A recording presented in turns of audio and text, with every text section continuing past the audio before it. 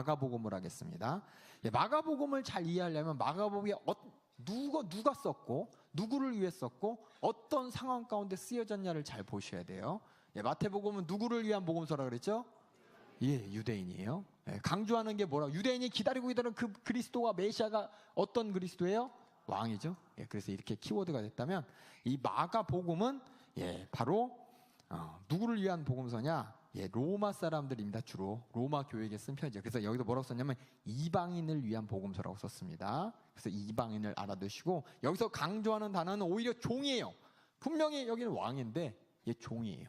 마가복음에서 강조하는 것은 1장 1절 한번 읽어볼까요? 마가복음의 1장 1절. 우리 마태복음의 1장 1절을 통해서 마태가 강조하고 싶었던 그 모든 서론을 마태복음 1장 1절 아브라함과 다윗의 자손 예수 그리스도의 세계라 했다면 마가복음은 어떻게 되나 한번 보겠습니다. 마가복음 1장 1절. 마가복음 1장 1절에는 마가복음 전체가 들어있어요. 마가복음 전체가 1장 1절이지만 다 같이 읽겠습니다. 찾으시죠. 시작. 하나님의 아들 예수 그리스도 복음의 시작이라. 여기 보면 하나님의 아들 예수 그리스도 복음 이렇게 읽으면 어려운데 세 가지가 있습니다. 첫 번째는 하나님의 아들 예수 그리스도 복음의 시작이라. 다시 말해서 여기서 중요한 건 뭐냐면 예수라는 인물. 자, 이방인들이 이해할 때 하나님의 아들 갑자기 얘기하면 그게 뭔데? 그리스도 얘기하면 우리는 상관없는데 너 유대인이랑 상관이 있지. 이방인들한테 중요한 건 뭐냐면 예수라는 사람이 실제로 있었다는 걸 다 알고 있어요. 그 당시에 예수라는 사람이 진짜 있었다는 것을 다 알고 있어요. 실존 인물 예수 아시겠죠? 실존 인물 예수라는 그 사람이 하나님의 아들이에요. 그 사람이 바로 누구냐? 그리스도라는 그 유대인들에게 준 하나님의 뜻을 이루기 위한 그리스도라는 그 역할을 담당한 분이에요 라고 얘기하는 거예요. 다시 말해서 마가복음 전체는 예수라는 사람이 누구냐를 설명하고 있습니다. 예수가 바로 하나님의 아들입니다. 여러분이 잘 들고 있잖아요. 그게 아니라 제가 이제 다시 휘릭 돌아가서 마가로 돌아갈게요. 마가로 돌아가서 마가 시대 때 얘기하는 거. 예수라는 사람 알잖아요. 예수라는 사람. 알아. 그 십자가에 달려 죽었던 그 유대인의 뭐 반란을 일으켰다나 뭐래나 많은 사람들이 죽였던 그 예수라는 사람은 다 알아요. 다 알아. 그 사람이 하나님의 아들이라는 것과 그 사람이 그리스도인데 그리스도가 뭐냐? 바로 우리 유대인들만 위한 그리스도가 아니라 우리를 위한 그리스도인데 그 하나님의 아들이라 엄청난 분이 하나님의 아들이면 엄청난 분이 근데 왜 이렇게 죽었대? 종이라서 죽은 거예요. 우리한테 종 노릇하려고 죽은 거예요. 그 십자가에 달려 죽었다는 게 저때 얘기했잖아요. 전자팔찌 낀 것처럼 정말 모멸스럽고 창피한 일인데 왜 그랬냐? 그렇게 해서 우리에게 섬겨주시려고 그래서 우리가 그 예수로 말미암아 죄와 저주와 사망에서 구원받는 이런 엄청난 서비스를 받았다고 설명하는 게 바로 마가복음이에요. 그래서 이 마가복음의 첫 줄이 하나님의 예수라는 사람 가운데 딱 놓고 이분이 하나님의 아들인데 그리스도로서 우리에게 종으로서 섬겨주셔서 우리가 예수 믿고 어떤 섬김을 받았나? 죄와 저주와 사망에서 벗어나는 그 십자가의 보혈의 공로로 벗어나는 이런 섬김을 받은 그분이 바로 우리의 구세주이신 죄와 저주와 사망에서 우리를 구원하신 예수라는 사람입니다. 이게 이제 마가복음의 전체적인 맥락이에요. 그래서 1장 1절을 잘 보시면 마태복음도 그렇고 마가복음도 그렇고 누가복음도 그렇고 요한복음도 그렇고 맨 앞에 보면은 전체적인 스케치가 딱 그려져 있습니다. 그래서 이 마가복음을 쭉 읽다 보면 여러분이 읽을 때 딱 하나만 집중하면 돼요. 저도 이제 알았는데 예수님이 누구냐 쭉 설명하는 거예요. 예수님이 누구냐? 귀신들이 하나님의 아들이라. 귀신들이 전능하신 자다. 하늘에서 소리가 나서 이는 내 사랑하는 아들 기뻐하는 자다. 이게 자꾸 뭐가 나오냐면은 예수가 누구냐, 예수가 뭐였냐, 요것만 나옵니다. 구약은 물론 이제 필요할 때도 있어요. 근데 거의 대부분이 예수님이 하신 일을 가만히 보여주면서 예수님이 생애 가운데 나타났던 일을 바라보면서 이게 바로 뭐냐? 하나님의 아들을 계속 강조합니다. 하나님의 아들이 십자가에서 그리스도의 사명을 감당한 거야.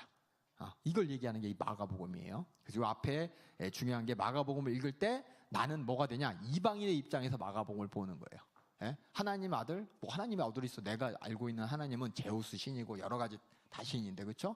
근데 하나님의 아들이 어디 있어? 제우스인가? 제우스 아들이고 헤라클레스인가? 하여튼 그런 생각하면서 이렇게 보겠죠? 근데 메시아로서 우리에게 종노릇했다는데 세상에 보세요. 그들이 알고 있는 하나님은 군림하는 하나님이에요. 모든 신화를 보세요. 신화를 인간들을 물론 뭐 로마 신화에 보면 불을 갖다 뒀다 뭐 이런 신도 있어요. 근데 그렇다고 섬기고 종처럼 하진 않았잖아요. 좀 약간 도와주긴 도와줬지. 근데 이 하나님의 아들은 우리를 종처럼 섬기신 분이다 라고 하면서 이 하나님의 아들에서 설명하는 게 이 마가복음입니다. 그래서 마가복음 특징이 뭐냐? 이방인을 위한 복음서. 그 이방인들이 갖고 있는 생각 가운데 뭐예요? 예수라는 실존 인물이 바로 하나님의 아들이라는 것을 그의 생애를 쫙 설명하면서 나타내고, 그 하나님의 아들이 뭔 일 하셨냐? 그리스도가 다시 말해 종이에요. 종으로서예요. 종으로서 그리스도의 사명을 감당하셨다.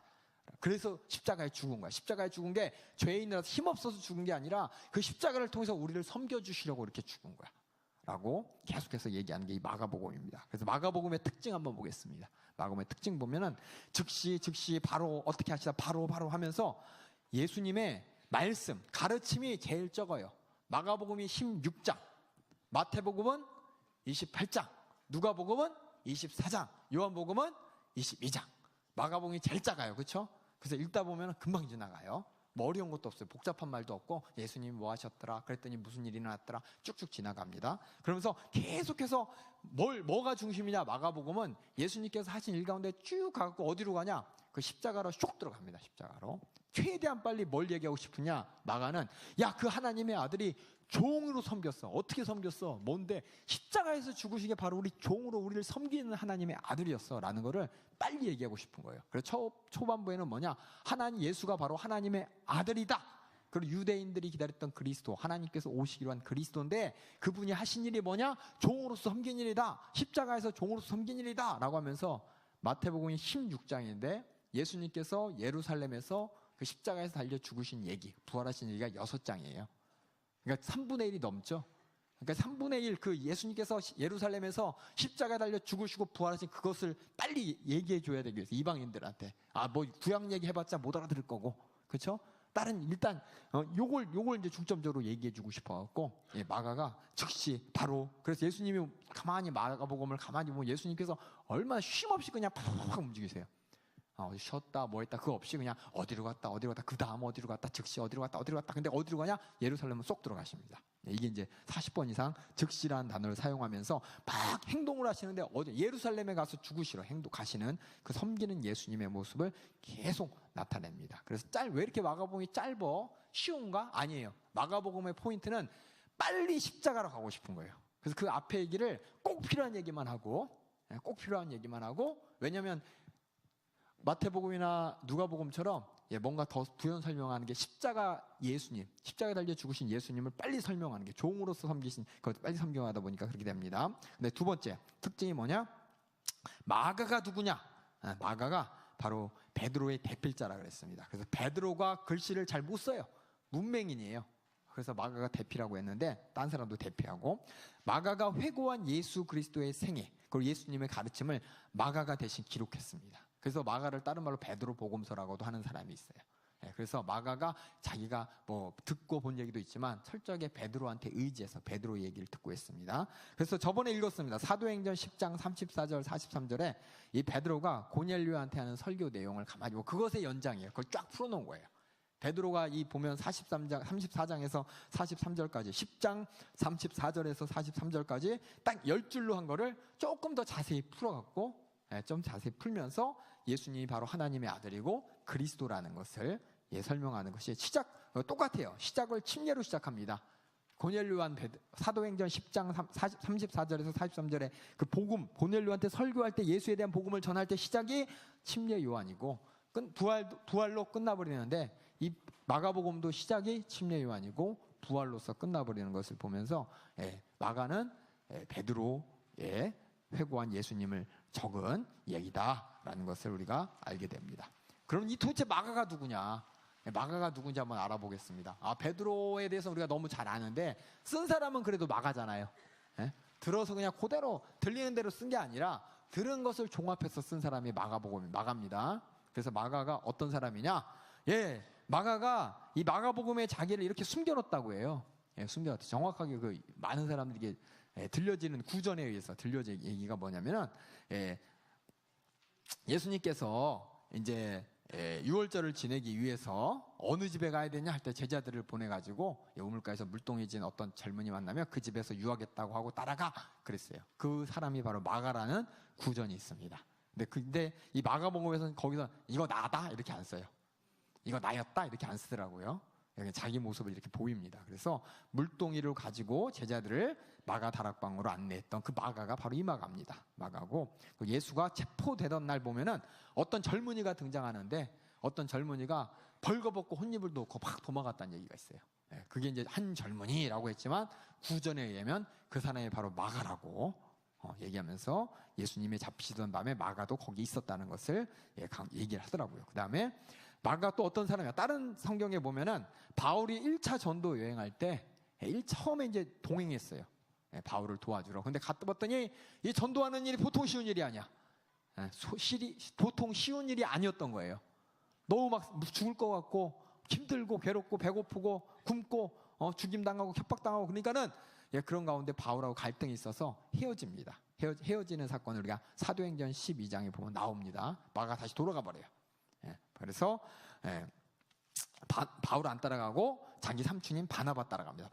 바나바 따라갔다는 얘기가 나오고, 그런데 10년 후에 바울과 로마에서 재회를 하고 그때부터 다시 바울과 동역하게 됩니다.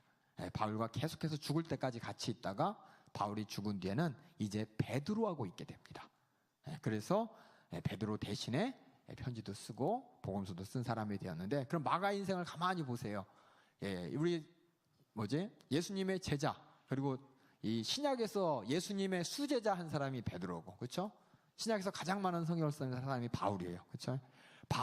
바울과 같이 있다가 베드로의 이제 대필가로 있었으면, 이 마가가 자기 자신이 예수님한테 직접 가르침을 받지 못했지만 성경에서 보니까 예수님이 유월절 지내는 그 마지막 주간에만 잠깐 봤지만은 예수님의 그 모든 가르침을 철저하게 알고 있는 베드로, 또 예수님의 모든 그 생애를 율법적으로 성경적으로 확실하게 이해했던 이 바울, 두 사람의 영향을 그대로 받은, 그 사람한테 모든 것을 예수님에 대한 가르침을 받은 사람이 마가기 때문에, 이 마가복음이 예수님의 제자가 아닌데지만 이 마가가 복음서를 쓴 것이 어떻게 보면 너무 신뢰성이 있는 거예요. 신뢰성이.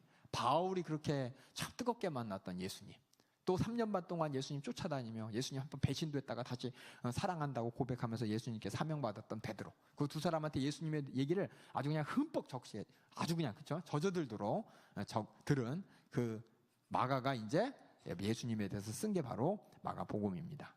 여기 보면은 바울이 죽은 다음에 그 다음 베드로랑 같이 있었으니까 얼마나 예수님에 대해서 정말 바울이 아는 예수님, 베드로가 아는 예수님 둘 다 얼마나 잘 알겠어요, 그렇죠?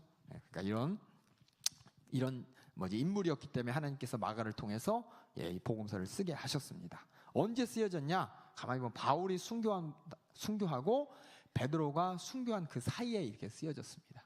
그러니까는 바울이 순교한 다음에 베드로 함께 있는 동안 쓰여졌습니다. 그 당시 어떤 시대였냐면, 여러분 네로 아시죠? 네로. 로마의 그 네로가 끔찍스럽게 기독교인들, 우리 예수 믿는 사람을 박해했던 그 시대인데, 그 시대에 이 로마에 있는 교인들에게 박해받는 이 고난당하는 성도들을 위해서 쓴 겁니다. 여러분이 잠깐 오해하는 게 뭐냐면, 성경을 믿지 않는 사람들을 위해 썼다고 생각하는데 아닙니다. 이 네 가지 복음서는 누구한테 썼냐면 믿는 사람들을 위해서 쓴 거예요. 예수를 잘 믿는 사람들한테 예수를 더 잘 믿게 하기 위해서 쓴 겁니다. 예수의 생애 가운데 얼마나 예수님께서 진실하셨으며, 예수님께서 이 땅에 오신 목적이 예수의 생애를 통해 다 나타났고, 예수님께서 가르쳐 주신 그 모든 내용들을 더 자세히 순종케 하기 위해서 쓴 거예요. 그래서 마태복음도 유대인이지만은 믿지 않는 유대인이 아니라 예수님을 믿는 유대인들에게, 예수 믿는 유대인들은 엄청나게 핍박받았잖아요. 동족에게 핍박당했습니다, 그렇죠?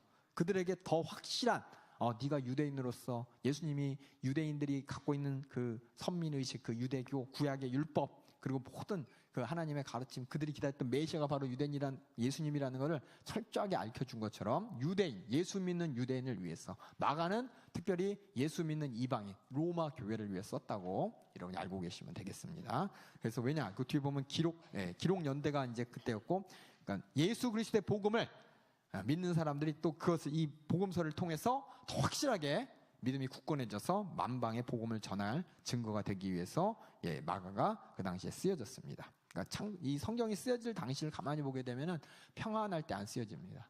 언제냐면은 고난받고 힘들고 막 이런 사람들 용기를 주기 위해서 쓴 거예요, 보통 다.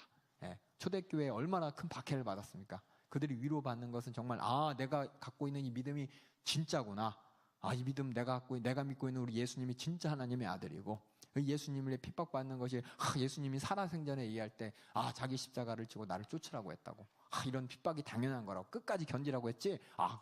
그 말씀 그대로 듣고서 힘과 용기로 신앙생활을 잘할 수 있도록 그 목적을 가지고 쓰여진 게 대부분 이 성경책입니다. 그래서 기록 장소가 어디냐? 로마에서 베드로가 사역할 때 같이 옆에서 적을 때 로마 교인, 다시 말해 이방 독자를 염두에 두었습니다. 그래서 로마 사람들이 그 히브리어를 모르잖아요. 아람어를 몰라요. 그 유대 사람들이 얘기하는 걸 모르니까 그 밑에 이제 설명하는 거. 예를 들어서 우리는 그 급식체라고 하세요. 혹시 급식체? 저는 알아요. 몇 개 하는 것처럼. 여러분 잘 모르죠? 그럼 제가 설명을 해야 되잖아요. 그런 것처럼 나는 그러니까 그래서 뭐냐면 예수님이 쓰던 당시의 언어를 로마어로 로마 사람 그들이 들 수 있는 헬라어로 싹 바꾸고, 거꾸로 로마의 언어는 해석을 안 해요. 제가 이제 영어하는 사람한테 한국의 문화에 대해서 설명할 때 경보 쿵 하면서 있죠. 쿵이라는 건 팔레스야 라고 이렇게 설명을 해야 되잖아요. 그래서 경희궁, 덕수궁, 무슨 궁 있죠 또? 창경궁 이러면은 창경 팔레스 이렇게 하면서 팔레스가 궁이란 뜻이야 이렇게 얘기를 하면서 궁 이스 팔레스 이렇게 얘기하는 것처럼 이렇게 아람어로 얘기할 땐 헬라어로 번역해주고, 더 나아가서 그 사람들이 아는 얘기는 안 해도 돼. 그렇죠? 로마어는 특별히 번역을 안 해도 돼요. 여기 보면 로마어라고 보면은 라틴어죠. 라틴어가 로마어인데 고드란트, 브라이도리온 이런 거는 따로 설명 안 해도 그들이 다 알아듣는 말이기 때문에 얘기를 안 하는 거예요. 너무 어렵죠? 뭔 얘기인지 아시겠어요? 세 가지 언어. 지금 뭐냐면 제가 독일 사람한테 설명하는 거야. 독일 사람한테. 근데 이 독일 사람이 영어도 해. 나도 영어를 해. 그럼 영어를 막 얘기하다 한국말 나오면 제가 이 사람한테 독일어를 모르니까 영어로 설명을 해줘요. 근데 독일어가 나오면 내가 굳이 영어로 설명할 필요 없잖아. 이 사람이 독일 사람이니까. 마찬가지로 로마 사람들한테 유대 사람이 헬라어를 가지고 설명하는 거예요. 헬라어로. 왜냐하면 헬라어가 그 당시에 영어처럼 호두가 쓰였던 언어이기 때문에. 그러려면 어떻게 했어요?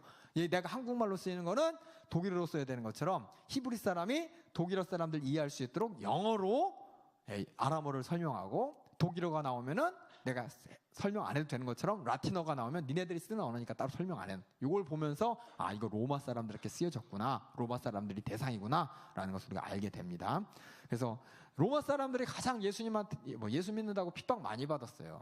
예수 믿는다고 핍박 받을 때 다른 지역에서는 누구한테 핍박을 하냐? 유대인들이 핍박해. 보통 유대인들만 핍박을 해, 거의 대부분. 왜냐하면 다른 데는 다 다신교거든요. 다신교인데 로마에서만 이 네로라는 황제가 기독교인들을 그렇게 미워해, 싫어해. 그러니까는 로마에 있는 이 예수 믿는 사람들은 유대인들한테 핍박받고 로마 황제한테 핍박받고, 그래서 한때는 쫓겨나기도 하고 로마를 떠나기도 하고 다시 그 황제가 죽은 다음에 다시 돌아가기도 하고, 이렇게 참 힘든 때였습니다. 그래서 그들에게 힘을 주고 용기를 주고 믿음을 굳건하기 위한 목적으로 이 마가복음이 쓰여졌습니다. 그 다음에 개요 볼게요. 개요. 어떤 상황인지 알겠죠? 마가가 누구한테 언제 쓰여졌는지 이게 중요해요. 이걸 머릿속에 딱 갖고 봐야 돼요. 핍박받고 힘든데 한참 돌아가면 안 되잖아요.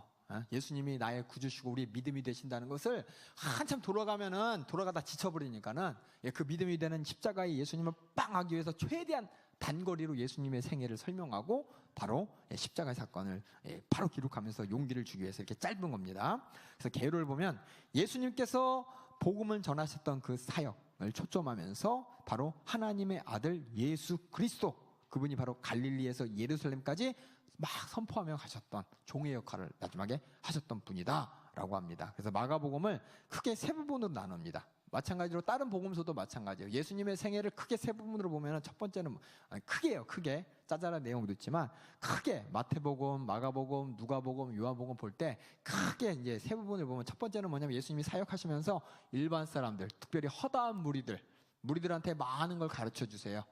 그러다 갑자기 예수님께서 제자들한테만 가르쳐 주세요. 두 번째고, 그 마지막으로는 이제 예루살렘에 입성하셔서 고난당하시고 거부당하시고 희생 제물로서 십자가에서 죽으시는 이 사건이 전부 다 합쳐서 뭐냐? 세 부분인데, 보면 3년 반 동안 예수님께서 사역하십니다. 근데 마가복음에서는 1장부터 10장까지가 3년 반 동안 했던 모든 공생애고 나머지 6장이 뭐냐? 일주일 동안 일어났던 예루살렘에 입성해서 십자가에 달려 죽으시고 부활하셨던까지 그 일주일간의 얘기를 6장 안에 푸는 거예요. 예수님의 일대기를 쓰면은 1년 이렇게 쓴 게 아니라 3년 반을 10장에 딱 쓰고 일주일은 쫙 늘려가지고 자세히 쓰면서 강조점이 뭐냐? 예수님께서 우리를 위해 십자가 달려 죽으셨다는 거예요. 우리의 죄와 저주를 담당한 대속제물로 죽으셨다는 걸 강조하기 위해서 마지막 예수님께서 십자가 달려 죽으신 이 마지막 주간, 그 주간을 쫙 펼쳐갖고 6장이나 6장 거의 3분의 1도 넘게 써 있습니다. 핵심 단어가 뭐라고요? 종이요. 땡 하는 종 아니에요. 딸랑딸랑 종이 아니고 종입니다. 그래서 핵심 구절 10장 45절 다 같이 읽어보겠습니다. 시작. 인자가 온 것은 섬김을 받으려 함이요 도리어 섬기려 하고 자기 목숨을 많은 사람의 대속물로 주려 함이니라. 이 얘기를 예수님께서 공생애 3년 동안 제자들한테 계속 얘기하셨어요. 3번이나 걸쳐서 얘기하셨는데 나중에 그 섬기시는 그 사건을 십자가에서 6장에 걸쳐서 쫙 썼다는 겁니다. 그 다음에 핵심장이 어디냐? 마태복음의 한가운데입니다. 한가운데 보면 마가복음의 한가운데, 마태복음이 아니고 마가복음의 한가운데 보면은 야, 사람들이 나를 누구라고 얘기하느냐? 여기서 나옵니다. 여기서. 그랬더니 어떤 사람은 침례 요한이요, 어떤 사람은 엘리야요, 어떤 사람은 선지자 중에 하나가 살아온 거라고 얘기합니다. 라고 했더니 그럼 너희는 나를 누구라 생각하느냐? 그랬더니 베드로가 주는 그리스도시요 살아계신 하나님의 아들입니다. 딱 얘기하잖아요. 그렇죠? 딱 얘기하고 그 다음에 예수님께서 뭘 하냐? 내가 십자가에 달려 고난당하고 십자가에 달려 죽고 3일 만에 부활할 거야. 이제 그때부터 뭐냐? 앞으로 종으로 섬길 그 모습을 구체적으로 이제 하나하나 얘기하는데 이게 구체적으로 예수님께서 십자가에 달려 죽으실 그 종의 모습을 이야기하기 전에 그 8장 앞부분은 예수님께서 많은 사람들을 만나서 병 고쳐주면서 전도하셨던 일, 그 다음부터는 이제 뭐냐? 그 종의 모습으로 우리 인류를 대속물로서 섬기기 위해서 예루살렘에 가는 과정을 반절로 이렇게 나눠서 볼 수가 있습니다.